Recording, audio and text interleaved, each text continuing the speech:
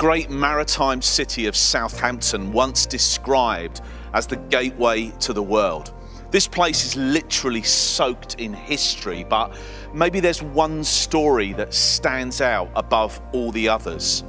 On Wednesday, April the 10th, 1912, RMS Titanic, the jewel in the crown of the White Star Line, slipped her moorings just over there and sailed into the history books for all the wrong reasons. Anonymous on the passenger list was a Christian evangelist by the name of John Harper.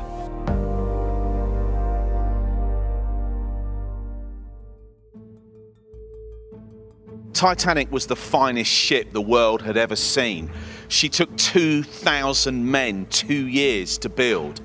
But 4 days into her maiden voyage, she was 2 miles down on the ocean floor, 1,000 miles short of her planned destination. Some of the world's A-listers went down with the ship, having paid the equivalent of £50,000 for the privilege. Most of the first-class passengers stayed at the Southwestern Hotel, and then the following morning, a short train ride of just a few hundred yards took them out to the ocean dock, where the opulent liner was waiting for them at berth 44. Among the distinguished group was Bruce Ismay, chairman of White Star. Scottish preacher John Harper had accepted an invitation from a church in Chicago to proclaim the life-changing message of Jesus for a few days. He accepted the opportunity of a passage on Titanic's maiden voyage, where she was fully expected to smash the transatlantic speed record held by White Star's arch-rival, Cunard.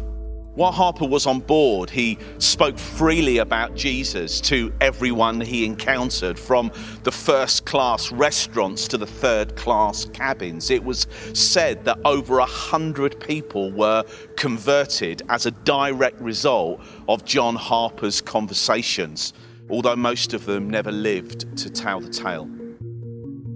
Titanic's construction cost was an eye-watering £175 million, ironically the same amount that was allocated as a budget to the blockbuster movie of 1997 that dramatically portrayed her maiden voyage into the ice fields of the North Atlantic.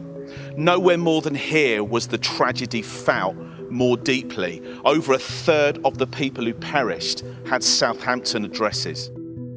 When the ship struck an iceberg, the officers moved quickly to reassure the first-class passengers.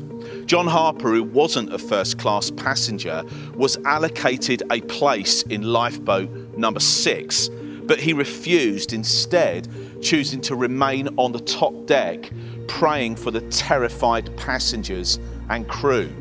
One man angrily refused a conversation with him, to which he responded by giving him his life vest. Maybe Harper felt that his need of it was going to be greater than his. When Titanic went down, 1,000 or more people were floundering in the freezing waters.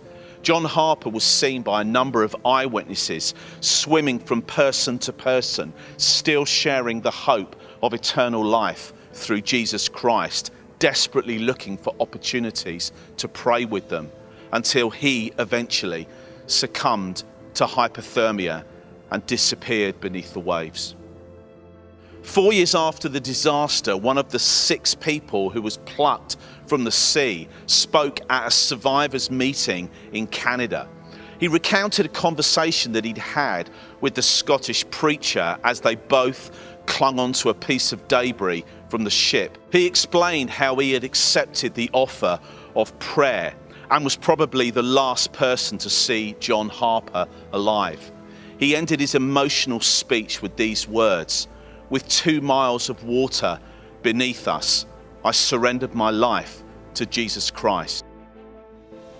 When Titanic left here, White Star categorized the passengers under 3 headings: first class, second class, and third class.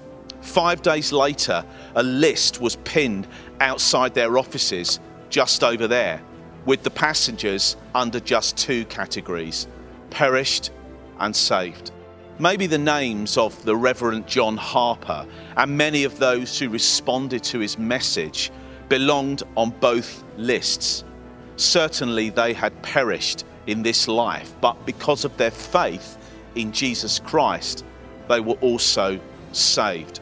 You may not feel that you're on a sinking ship today, although sometimes life can feel like that, but Jesus still saves today.